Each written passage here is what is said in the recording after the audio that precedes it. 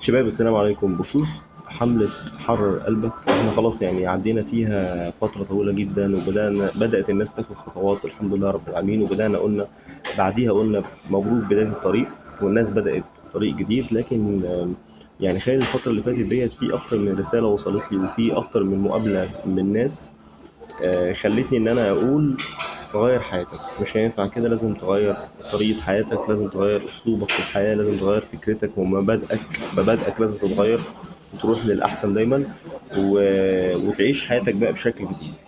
فاحنا قلنا ان احنا هنبدأ حملة اسمها هغير حياتي. حملة هغير حياتي، قلنا مبدئيا كده انا والفريق ان احنا نبدأ نقول للناس خلي معاك السبحة ومصحف وورقة وقلم عشان خاطر تبدأ أولوياتك. في ناس كتير جدا ما شاء الله عملت إعجاب وعملت تعليقات، وكانوا عندهم حماس كبير جدا. أنا نفسي يعني كنت في منتهى السعادة إن في ناس عايزة تاخد الطريق وعايزة تبدأ وقالت أنا هغير حياتي. لازم يكون عندك النية. بداية انك انت كتبت تعليق او انت قلت اوكي احنا معاك، او وكله بيسأل هنبدأ امتى، يبقى دي نيتك الحمد لله رب العالمين جاهزة، ضميرك صاحي، عايز تشتغل. يخليك دايما عندك الحماس دوت، قول انا عايز اتغير، وقول لنفسك انا عايز اتغير. حاول تبدأ من دلوقتي، تخلي كل نيتك انت هتعمل ايه بكره، هتعمل ايه في رسالتك، ايه هي رسالتك في الحياه.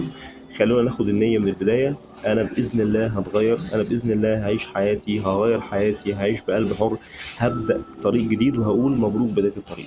وتأكد تأكد والله بإذن الله ربنا هينجيك وهياخد بإيدك وهتتغير. والله هتتغير. أنت غلطت وهنقول مش عيب إن أنت غلطت، ولكن العيب بقى إن أنت تكرر الغلط. فخلينا نحاول بقدر الإمكان إحنا نبعد عن الغلط ونقرب من الصح، ونرضي ربنا سبحانه وتعالى ونرضي إحنا نفسنا.